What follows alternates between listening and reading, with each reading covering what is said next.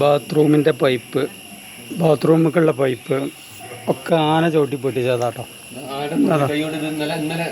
നിങ്ങൾ ആന പൊട്ടിച്ചത് ഇതാ പൈപ്പൊക്കെ അടർത്തി എടുത്തോളൂ. നോക്കി മേലെ കൊമ്പിട്ടെറിയ അടയാളങ്ങളാണിത്.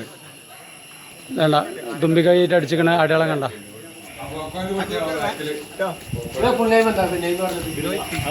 ഇതാണ് അടുപ്പിൻ്റെ പോക്കോയിലൊക്കെ അടിച്ച് തകർത്തുക്കണം. ആനെ കൊണ്ടുള്ള ഇടങ്ങാറെന്ന് പറയാൻ പറ്റില്ല. ഓല ഏറിപ്പോയി അങ്ങനെ ഇരിക്കും. വാഷ് ബേസിൻ്റെത് ഈ അവസ്ഥ. ഇതാ ഡോറ് പൊളിച്ചെടുത്തുക്കണം.